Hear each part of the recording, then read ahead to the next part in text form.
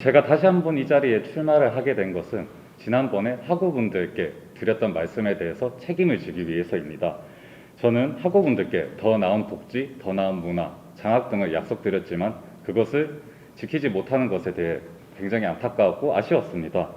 따라서 현재 저희는 코로나라는 상황과 함께 감축된 예산으로 인해 기존에 누리지 못하던 제도 등을 기존에 누리던 제도들을 누리지 못하는 상황에 처해 있습니다. 따라서 저희는 학우분들께 더 나은 학교 생활을 보장하고자 지속적으로 학우분들과 소통을 할 것을 약속드리겠습니다. 저희는 일단은 예산이 제한됐던 만큼 예산을 절약하기 위해서 정말 노력을 많이 했습니다. 해당 공약에서 이제 가장 큰 비용이 소비될 것으로 예상되었던 게 이제 전문 컨설턴트와의 상담 비용이었는데요. 이 부분에 대해서는 이미 커리어 개발센터 센터장님과 이 부분에 대해서 지원을 받을 수 있다는 확답을 들은 상태입니다. 또한 취업 정보, 해당 분야의 취업 로드맵, 그리고 그것을 준비할 수 있는 장소 등도 추가적으로 비용은 발생하지 않을 걸로 예상하고 있습니다. 하지만 이제 저희가 예산이 발생할 거라고 예상되는 부분인 이제 활동 지원비 같은 경우에는 지금 한 그룹당 현재 한 8만 원 정도로 일단 예상을 하고 있고요. 저는 모집팀은 한 20팀 정도 예상하고 있습니다. 공약을 이행함에 있어서 커리어 개발센터와 협업하는 것에 기준을 두고 있습니다.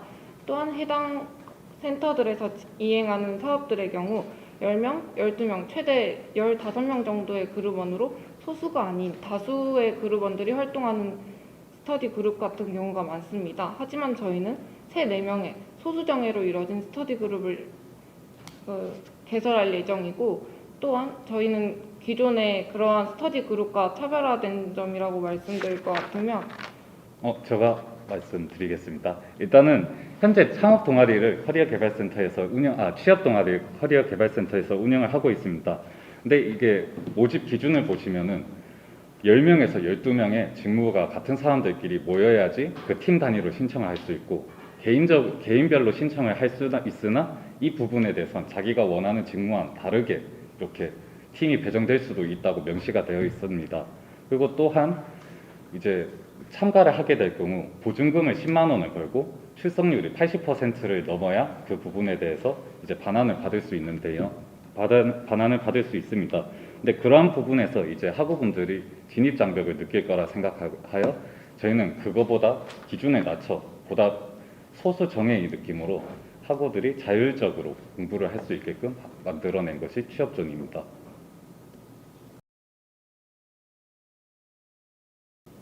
앞서 말씀드렸다시피 저희가 이 공약을 내세우게 된 주요한 요인은 팀원 구인에 있어서 많은 학우분들이 애로사항을 겪고 있다는 것인데요. 일단 저희는 그 팀원 모집에 있어서 저희가 팀원 모집의 플랫폼이 되고, 그리고 정식 창업 동아리로의 인수인계가 가능하도록 하는 것이 저희 사업의 목표입니다.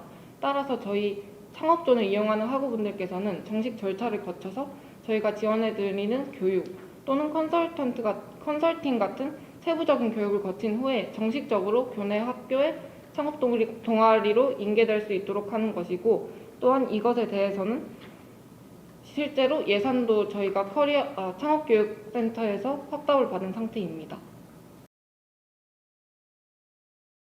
기존 페이지를 어떻게 활용할 것인지에 대해서 먼저 답변을 드리고 싶은데요. 저희가 이 공약을 설정한 이유는 저희가 기존에 총학생회 홈페이지가 따로 있습니다. 하지만 저희가 그 분석을 해보았을 때 기존의 홈페이지에는 가입 방식이 불편하고 툴이 오래되었으며 모바일 앱이 지원이 안 되는 경우가 있고, 단지 저희가 신청이나 장학 신청 혹은 제휴사업 알림 등의 단순한 자료를 올리는 형식으로만 사용되고 있었습니다. 해서 저희는 이 총학생회 창구인 홈페이지를 조금 더 개선하려고 노력을 하고 있었는데요. 저희가 알아본 바로는 소셜 로그인이 가능하고 본인 인증을 할 수 있으며 익명 게시판이 보장이 되고 모바일 웹을 지원할 수 있는 홈페이지가 따로 있었습니다. 해서 저희는 그 홈페이지를 이용하여 지금 기존의 총학생회 홈페이지를 개선하려고 하고 있습니다.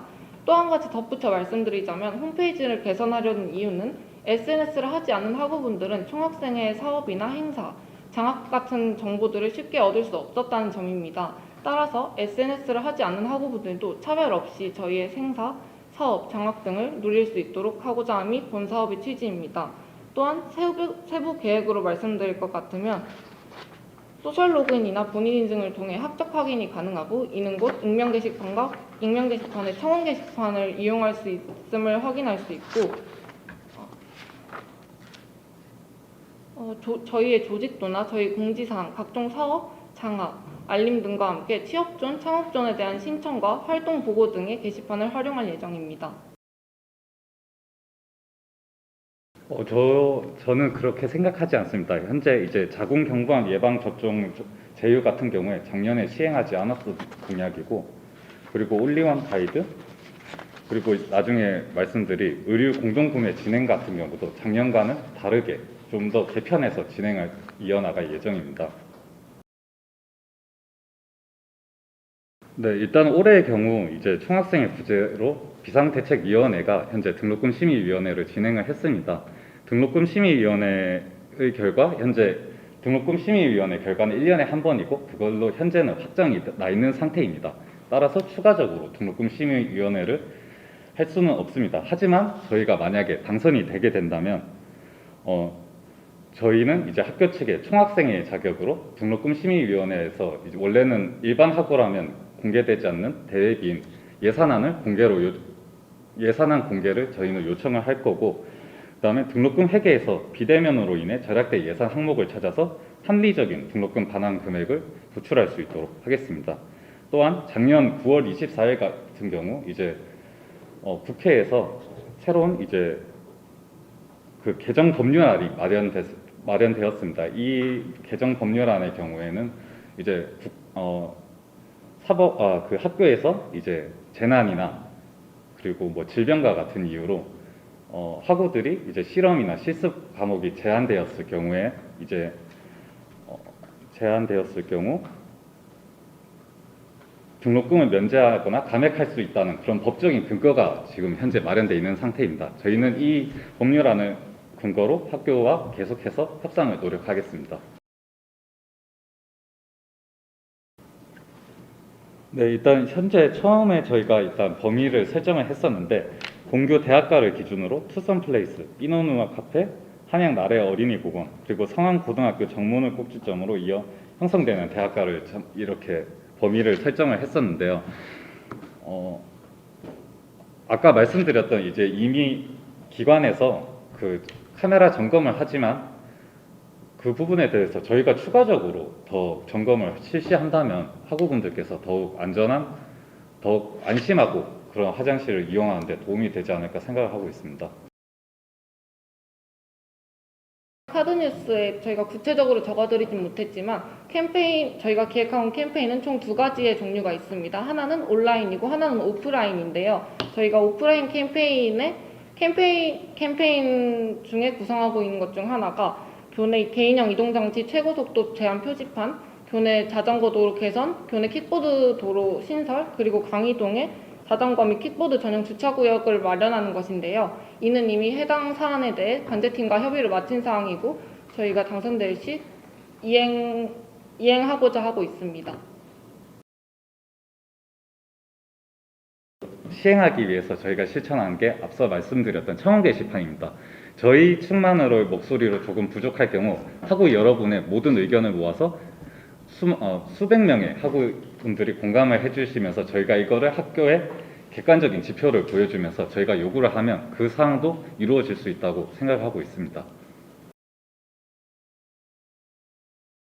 그 부분에 대해서는 제가 그때 장학을 집행했던 해당 담당자가 아니기 때문에 잘 모르겠습니다. 하지만 학우분께서 이제 그거에 대해 궁금증을 있다는 것을 충분히 인지하고 그런 부분에서 그러한 궁금증이 발생하지 않도록 저희는 계속해서 빠르게 알려드리도록 하겠습니다.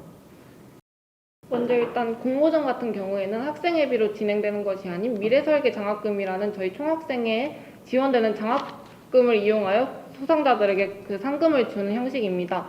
또한 그 수상자들이 제대로 선정되지 않은 것은 기준에 부합하지 않았을 경우라고 생각되고, 또한 이에 대해서는 예산이 부족한 것이 아니라 예산은 원래 측정되어 있었으나 선정 기준에 부합되지 않아서 당선작이 없었음을 알려드립니다.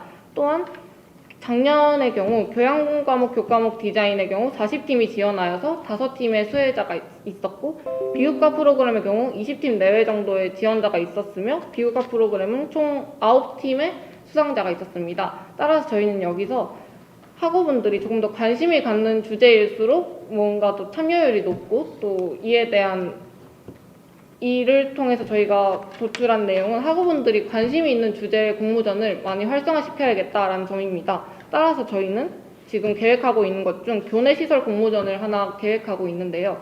이는 평소 학우들이 이용하는 교내시설을 낙후된 시설과 혹은 개선되었으면 하는 점을 공모전을 통해 개선 방안과 그리고 원하는 점을 저희에게 제시를 하여주고 이를 통해 실제로 학교 시설을 개선하는 공모전인데요. 이 같은 경우에는 현재 관제팀과의 협업을 통해 실제 개선안으로 발전시킬 수 있다는 답변을 받았습니다.